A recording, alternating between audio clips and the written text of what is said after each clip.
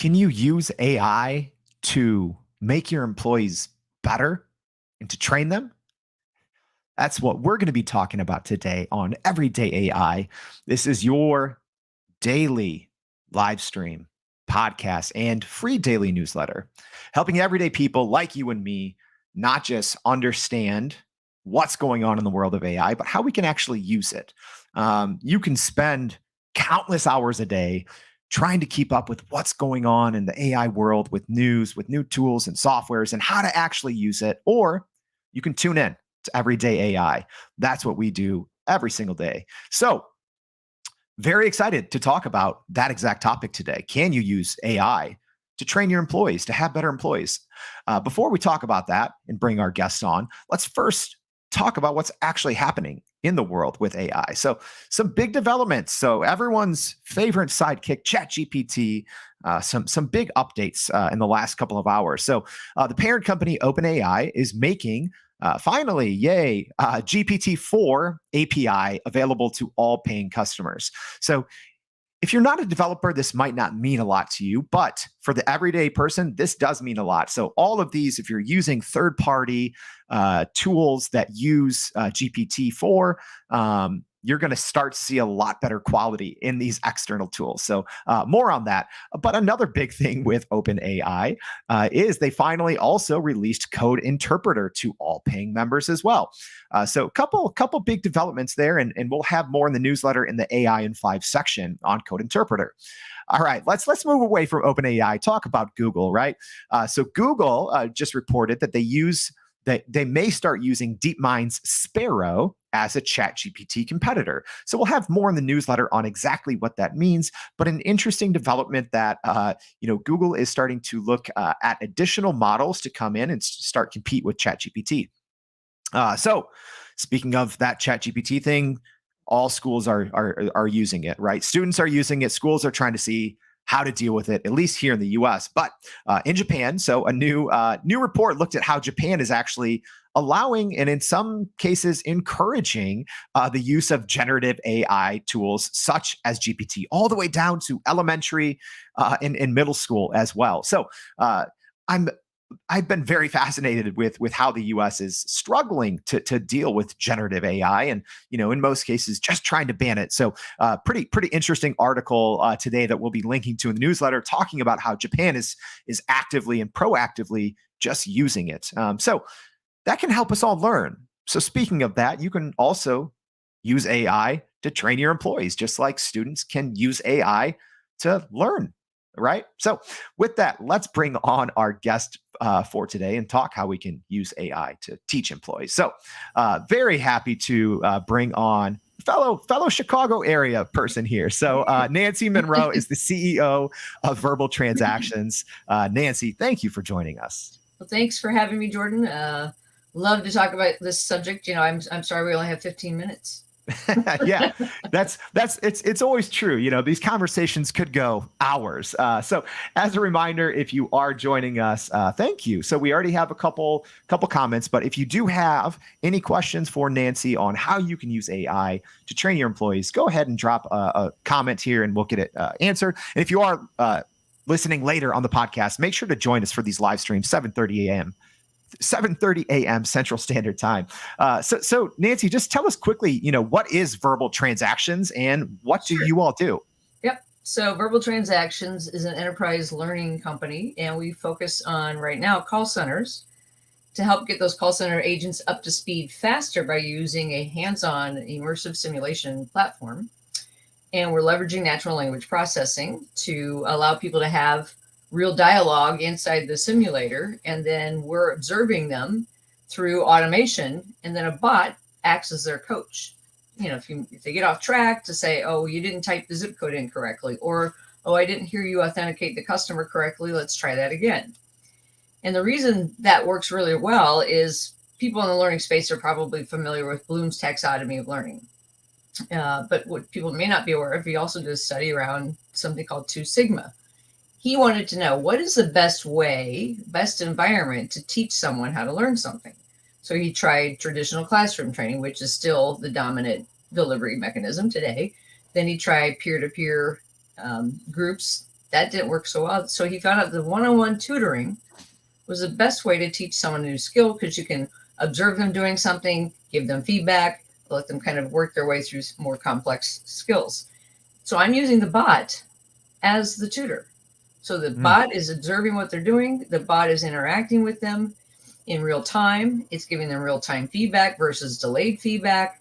And so there's a lot of other, cognitive things that I could talk about, but that's how we're using NLP and bot technology to teach you a new skill. When I hear you describe it, I think my brain thinks two things. At first, I think, oh, that's a lot to have a bot watching my every move, almost to feel like it's analyzing you. But then also I think, what a great way to be trained, right? So how has the reception been? Because I know you've been doing this for a couple of years, but how has the reception been when you are using this technology to train employees? Well, the employees love it. I think sometimes, just like any type of AI platform, some of the trainers think, oh, they don't need me now. I'm not going to facilitate this class, right? They're just going to go into the simulator. Well, I mean, you still need someone. So what happens is, as we're delivering that simulation, if they mess up, where the person now can come into play, the person that used to be the instructor, they can look at the analytics that we spit out from the simulations and say, oh, they have this one area where they really got off track. This is where you need to then kind of intervene. So it allows people to be more proactive in catching mistakes ahead of time versus reactive. Once they're talking to, we've all had that bad customer service experience with somebody that didn't know what they were doing, right? Gosh, yes. and statistics show that 70% of the time you leave a brand, it's because you had a poor customer service experience. And you're having those poor customer service experiences is because there's 40% turnover in call centers. Yeah. So let's fix that problem. Pre-show, you kind of said it's flight simulator for call centers, right? So what you're doing at Verbal Transactions, it makes perfect sense for that use case. But if we hit, if we zoom out a little bit and we look at these types of technologies and just AI learning in general, what's your take on it? Because you were, Verbal Transactions was here before the recent, AI wave, so to speak. Right. But now it's very commonplace. So where do you see kind of the industry going? Is it going in a healthy direction with, AI assisted learning, bot learning? What's your take on that? Here's how I described it in a recent. So you think of structured data. You've got your HR records. You've got your tests and assessments, all that structured data. You've got, let's say it's a tech support agent. You've got how well they can handle tickets, right? All that is structured data.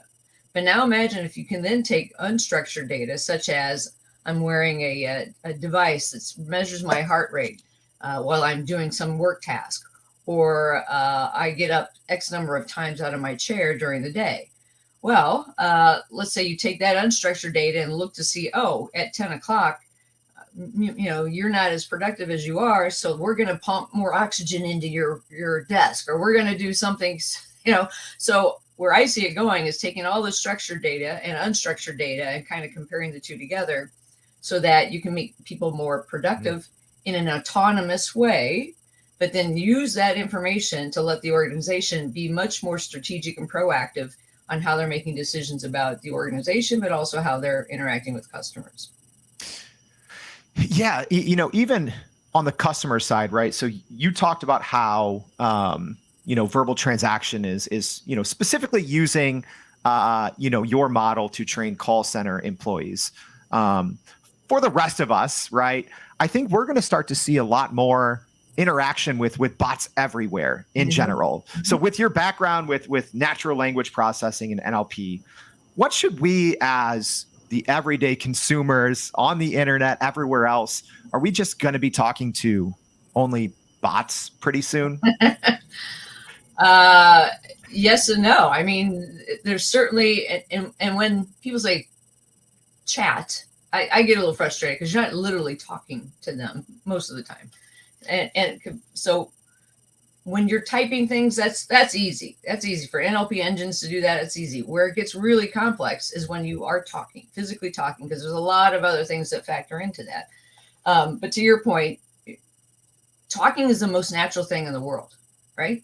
And so I want to get to the point where in the enterprise, the consumer products, they've nailed this. We talk to our thermometers, we talk to our cars, we talk to, we have, I always say, the lady in the car is telling me where to go. She knows it. My husband doesn't trust those things. So I'm like, the lady knows, right? so in the enterprise, we've got to cross that hurdle. But there's a lot of other complexities around the enterprise. Now everybody has a microphone. They didn't always have a microphone accessible to them, but because of COVID, everybody has a microphone and a camera now, right? So that's making my job a little bit easier. But just imagine, let's say I have Salesforce and I'm not at my quota and it's halfway through the month and I'm not halfway there. Workflow can be triggered. So the bot starts to talk to you to say, hey, Nancy, it's halfway through the month. You're not where you need to be. I see you've made X number of phone calls because you can read that structured data. I've seen you send X some emails out and blah, blah, blah, right? And you haven't sent too many proposals out. Let's go back and let's see if we can help you figure this out. So it helps automate the observation again of somebody's work task. Yeah. But you think of all the cameras that are around places today, those cameras are observing people. Are you bending the right way when you're picking up a box in a warehouse? So cameras and AI are going to help with some of those things too. Yeah. Wow. I just thought of so many different ways, right? That AI can be used to teach new employee skills or just to, prevent accidents and all of those things. So we actually have some very specific questions. Sometimes on the show, we get general questions. We have a very specific one from Aman. So hopefully you can take this one here, Nancy, because I can't. So asking, how can AI be leveraged to identify skill gaps in an organization and recommend targeted learning? Yes. Okay. So done. in our simulator, we're tracking. Did they express empathy at the right time? Did they type the zip code in accurately on the first attempt? And so our software spits out in very plain English, did this correctly or didn't do this correctly. And so we're identifying those skill gaps in real time so that you can coach them immediately and be proactive versus there's this measurement of learning. There's 4 levels to it. And most organizations are using it, but you can't get to a level 4 or level 5 for months down the road sometimes. This accelerates the rate in which you can capture those skill gaps in hours versus days. And so that's, again, why aren't companies using technologies like this that are available? Because they've all got locked into something called SCORM-based learning, which only tracks when somebody attended a class or when somebody logged into something online, when they completed it, and if they passed a test. That's it. Yeah. There's no scalable way to measure skill gaps, unlike our software. Yeah, and it's actually a great transition for this next question. So Rastafa asking, as we get more connected, should we be concerned of when systems go down or systems failures, right? So that's a a great point, Nancy, right? Like if we are, whether it's for employee training, right? Teaching, teaching people new skills, if we become too reliant on AI, what happens, and we're not saying verbal transactions, but what happens if a system goes down for employee training or even if we're just using it? What's your thoughts? Right. No, we are so dependent on electricity. So I was on a panel the other day and somebody says, what can't you live without? Or, everybody's saying like some app or whatever. And mine is access to clean drinking water. Those things. Yeah. And the fact that, Ukraine's fighting these battles, hand-to-hand combat, which is ridiculous to me. There's so many ways that we could actually, destroy people, through water systems and things like that. So it is a real concern. You need to have some kind of backup plan in place. You need to get people so they can learn independently somehow, give them access to some kind of other tools that they can manage that on their own if there are some kind of shutdowns like that, because it is a real threat. And you think about power outages, when Texas had that power outage and people were freezing in the middle of winter, these are very real problems. And the more we put into reliance on AI and bots and machines, there's a risk there. Absolutely. Sure. Yeah. It's something I'm constantly thinking about, because companies are, being a little quicker now, I think, to start using generative AI and to put it in Mhm. every step of their business process. But then it's like, Right. okay, Right. you know, if before, if Gmail went down or Outlook went down, that just impacted one part maybe of your operation, a big part. But Yeah. then, yeah, what happens when we have AI integrated front to back in every single part of our business Yeah. and it Think goes down? analog. You need some kind of analog system to back it up. Yeah. Yeah, that's not a bad idea, but I don't think anyone's going to be rushing out for typewriters anytime soon. So one other question that I had for you, Nancy. So verbal transactions is really focused on doing one thing really well. It's your training, employees in call centers using AI, right? But for the Mhm. rest of us, how can we work better with AI? Because I also believe that, I've been saying this for years. The future of AI is you're going to have your own, AI assistant on your desktop that follows Yeah. you, quote Yeah. unquote, follows you around on your computer all day. But I think there's a learning curve, Yeah. right? To to Yeah. to work better with AI. So you've seen it, I'm guessing, through hundreds or maybe thousands of employees. But how can the everyday person prepare or get used to when that AI assistant comes? Yeah. Yeah. Get comfortable with technology in baby steps. So if you're listening out there and you have access to Microsoft Teams, Teams has a way you can create your own bot in Teams. There's lots Mhm. of other, there's chatbot.com has a free trial, and you can just play around with chatbot.com to figure out different ways to create an own bot for your own learning. Amazon Alexa has something called Skills, and it's free. You can create your own skills. So if you have an Alexa device, you can turn it on and off your lights in your home, right? You can have smart plugs that you can use to turn things on and off when you're not home. So there's a lot of consumer devices out there that you can play around with that allow you to automate certain tasks in your home, like thermostats are doing it, refrigerators are doing it. So I would say start off small and find there's lots of free. I'm the queen of all free things. If you can do it free, just do it. But Alexa Skills is actually a very good way to start, and they have a lot of templates that you can use and customize. So I would start there. Yeah, that's a great point. It's actually crazy you bring that up, Nancy. I've had a smart light bulb sitting in my closet for 3 years, and I finally installed it. I finally installed it like 2 days ago, and I'm like, why didn't I do this? Right? Yeah. Having that smart, yeah, just getting used to working with smart tech. I think is great advice. So I'll leave you maybe with the last question here Here. for you as we wind down on the week. It's Friday, right? Yeah. So maybe we'll end with a hard hitting one. How can maybe if someone's listening and they're a department manager or maybe they're a small business owner, CEO, what would be your advice on how they can use because maybe verbal transactions is perfect for them, maybe not, right? But how can they use AI to teach their employees, to train their employees? What would be kind of, and I know it's a hard question, but I think you could take this one. But how can everyone start to use the Mhm. concept of AI learning to better their employees and to upskill? Well, I mean, again, I would start with the Alexa skills and things like that because they're free. The downside to those things are they're not necessarily private. I mean, unless Mhm. you pay a lot of money to have a Python programmer, customize that for you. So from an AI standpoint, spell check is AI, right? I mean, you think all those things that help your world make it better, spell check, things that automate in your world. So learn how to use Google or Microsoft has lots of tools to help automate workflows. Automating workflows is probably a very underutilized technology. In fact, SharePoint was a very underutilized technology from a learning standpoint.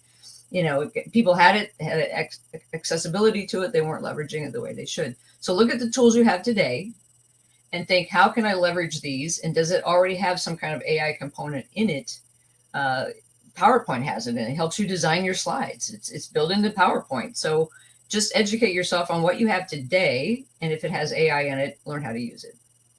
Yeah, that's great. That's great advice. See what you already have in your workflow that you can automate. You said Microsoft SharePoint presentations. It's fantastic advice. I think you just have to start. So Nancy, thank you so much for joining the show. It was great to have you share about verbal transactions and everything that you're doing.